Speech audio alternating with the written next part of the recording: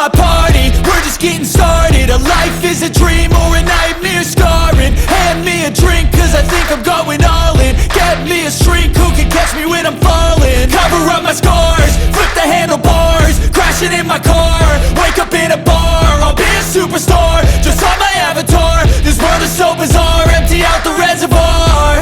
Yeah, I'm taking 6 shots, yeah, straight to the face. And I wanna get lost, I'm sick of this place. Don't know how to stop when I'm feeling this way. So I'm taking 6 shots till I'm feeling okay.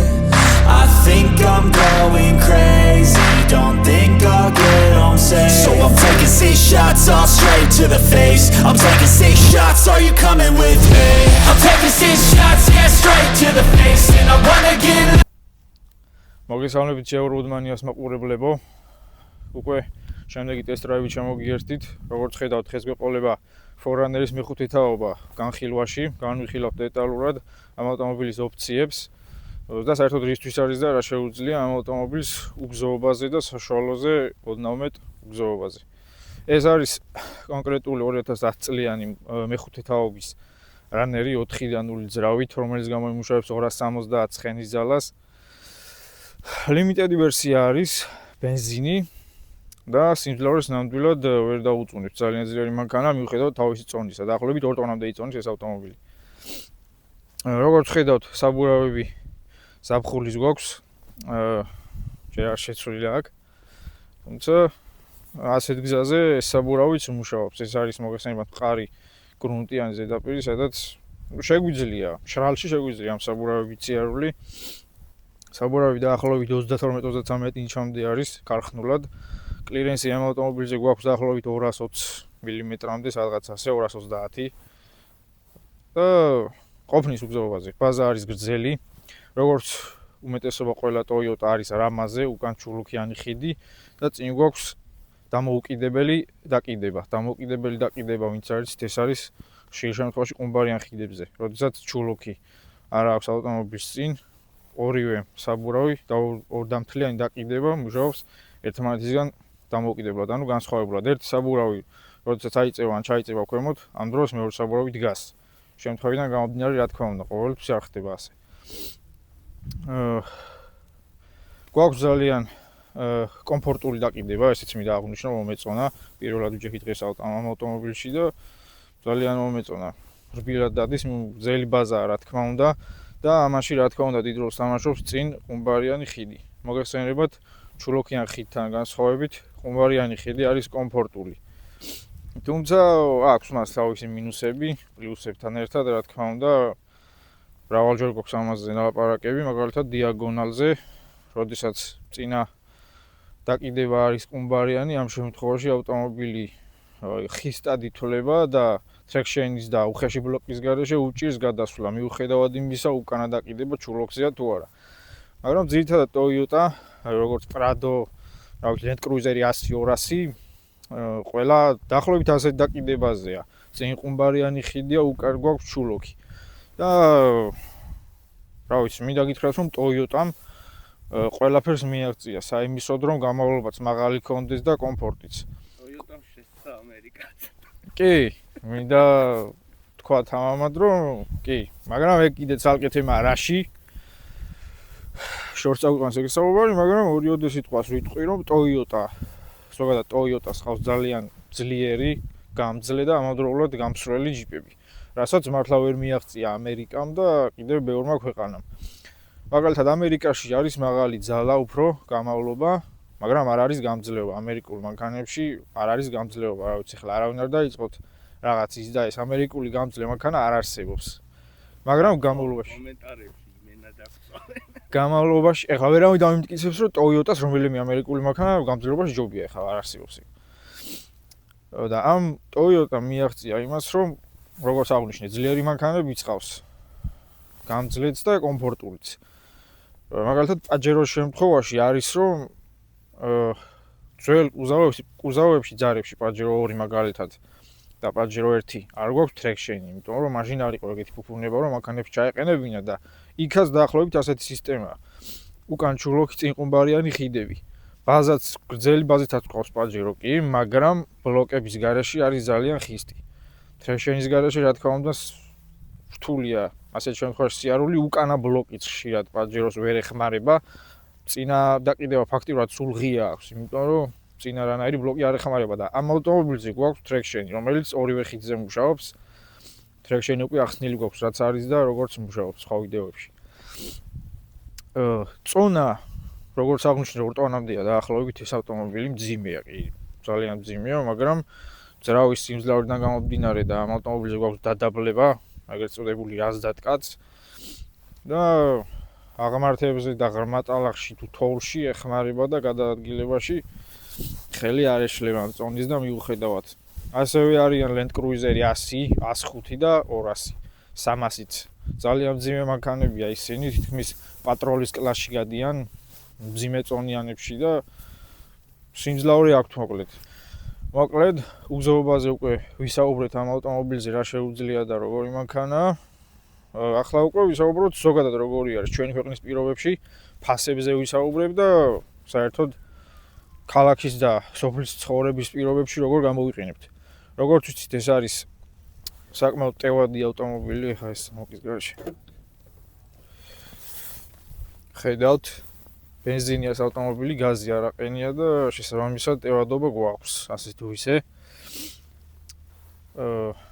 ზომიდან გამომდინარე ნუ ეს Subaru-სავით დახვეწილობა არ გვაქვს, ხელით გვიწევს დაკეტვა. მაგრამ ეს უფრო ის არის. საიმედოა და მიჩვეული ხარ, ხო, ჩემ მანქანაზე დიდი სკანოპკის მიჭერას და ჩავაშ. ასე შემდეგ, მოკლედ ხო, ტევადია დავინახეთ.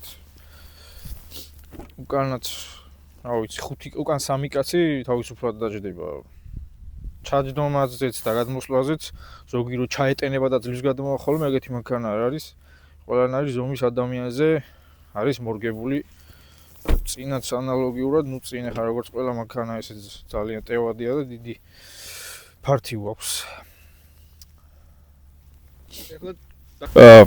ქალაქშიც არც ისეთი ხარჯიანი ავტომობილია, დაახლოებით 12-13 ლიტრამდე წვალს ეს ავტომობილი, მოგეხსენებათ ამ ხელა წონით 4-ხილიანული ძრავი 10-12 ლიტრა არ არის ბევრი. ამ შემთხვევაში არ არის ბევრი მანქანიდან გამომდინარე, ჩვენ ვიცით თუ ბევრად პატარა მანქანების ზომით, რომლებიც 3-მდე სწორედ, მაგალითად. და ქალაქის პირობებშიც ასევე არის მანევრირებადი ავტომობილი, მიუხედავად იმისა, რომ არის გრძელი ბაზით, ძალიან მანევრირებადია, კომფორტულიც არის ქალაქში. და ნუ პარკინგში კი ცოტა უჭირს ახლა თბილისთან და რუსთავთან შედარებით, დიდი მანქანაა და რაღაც შეტენვა და ის როგორც პატარა მანქანას გააჩერებ, ამას ისე ვერ გააჩერებ, დიდი ადგილი ჭირდება პარკინგისთვის კი. მაგ კუთხით ძნელი არის. მაგრამ როგორც სამართავად ქალაქში და ყოველდღიურ გადაადგილებაში არ არის ცუდი მანქანა, მინდა გითხრათ.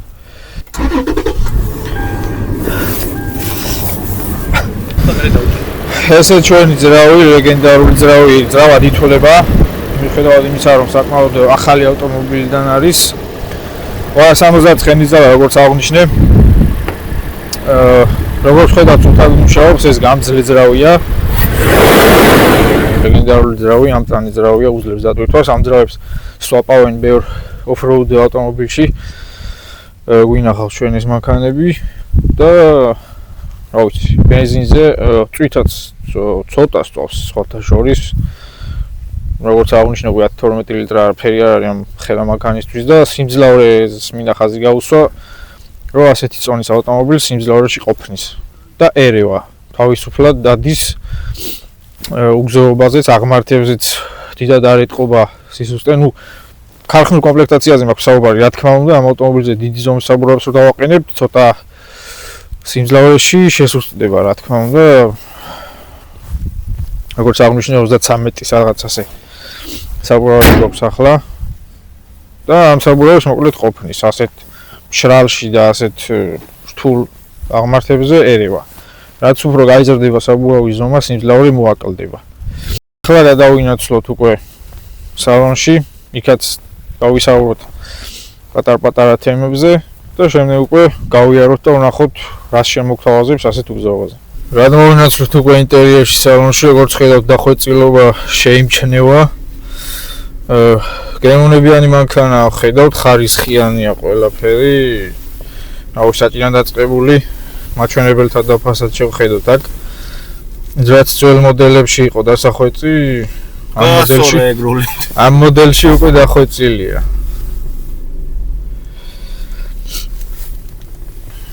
ახლა უკვე გადმოვინაცვლოთ ტრანსმისიაში, რა ხდება და როგორ.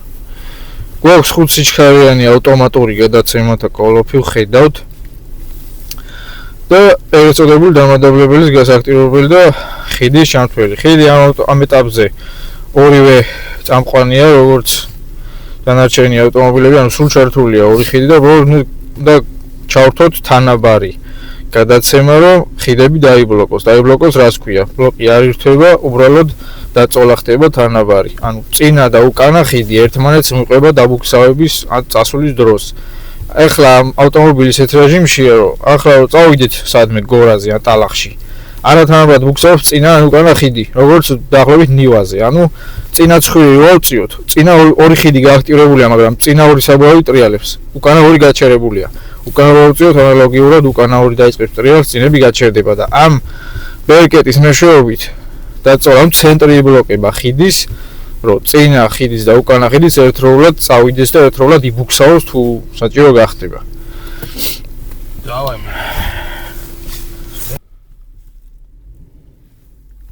აქ ისეთი უგზაობა არ იქნება რომ რაღაცა, მაგრამ ვიღებ ხა? ხო, ვიღებ. როგორც უკვე გითხარით, კომფორტულობას გავუსვი ხაზი ამ ავტომობილზე და ვხედავთ, რომ გრძელი ბაზის და ყუმბარიანი ხიდების ხარჯზე საერთოდ რბილად მოძრაობს რა, არ უჩიქს არაფერი, ნორმალურად გადაადგილდება. ახლა უკვე გავუყვებით გზას და შემდეგ სირთულეების მიხედვით შემოგთავაზებთ რა დაგხვდება და თუ რამე გადასაღები იყო გადავიღებთ. სადაც ეს ავტომობილი შეძლებს გადასვლას. ხა ისიც არ გვინდა რომ რამე დავაზიანოთ. მოკლედ ამოვიდით ზემოთ იალღუჯზე, თლაძევით არა, მაგრამ საკმაოდ შორს ვართ ასფალტიდან. იქ ერთი დიაგონალი იყო ქვემოთ. ნახავდით, შეიძლება პატარა ბუგორივით იყოს, მაგრამ ვისაც იხართ ასეთ გზებზე, იცით რომ არ არის მარტივი ამოსასვლელი. ეს ავტომობილი იმ დიაგონალზე, იმიტომ გადმოვიდა ასე მარტივად, რომ არის გრძელი ბაზა დიაგონალზე მარტივად გადადის, აქვს დიდი გაშლები უკან და დაეხმარა და ასევე ტექნიკური კონტროლი. ამ შემთხვევაში ძალიან არ დასჭიროებია, მაგრამ დაეხმარა და ამოიყვანა მანქანა, არ დასჭირდა ბევრი.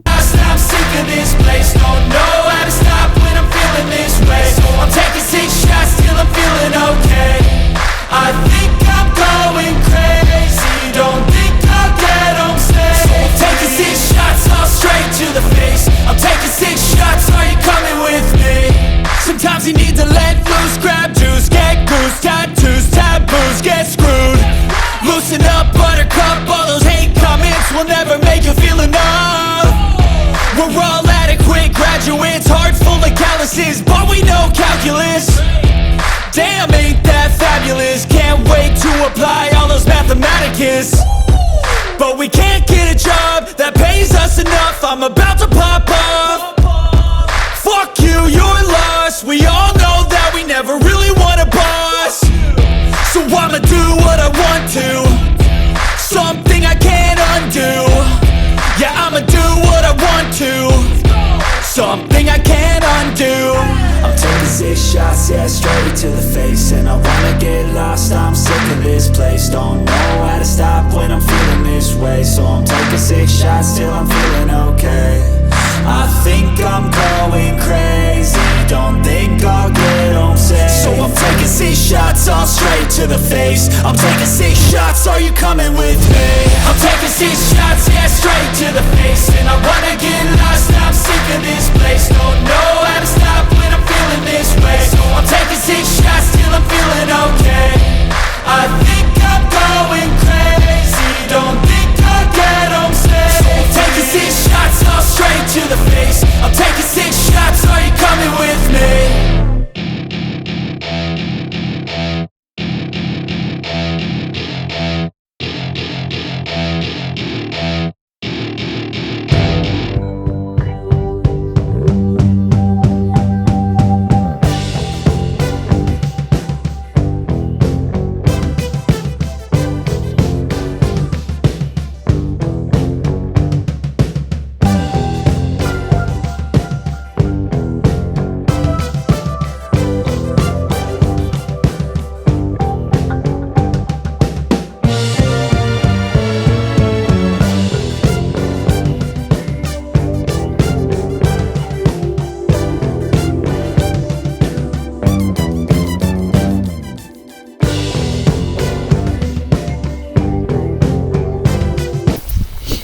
მოკლედ თქვენ ნახეთ ერთი საკმაოდ რთული აღმართის გადალახვა.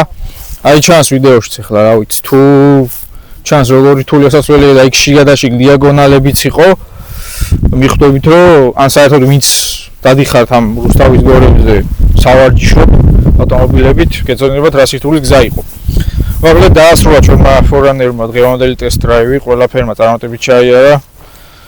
გამოსცა ჩააბარა, ანუ გამოსცა რა, უფრო ჩვენთვის გავტესტეთ და რა თქმა უნდა ჩვენთან ჩააბარა გამოსცა, საკმაოდ კარგი ავტომობილია, როგორც აღნიშნე, გრძელი ბაზა, ბლოკები, ტრექშენს გულისხმობ და უკანა ჩულოქი, რბილი დაკიდება, ყველაფერს აკეთებს.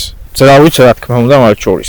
როგორც წერანაც აღნიშნე, რომ როდესაც ძრავია ძლიერი და მანქანა მოყვება, წონა უკვე აღარც ესეთი მნიშვნელოვანი აღარ არის. მოკლედ ჩვენი ტესტ-დრაივი მივახლოვდა დასასრულს, გემშვიდობებით ახლა.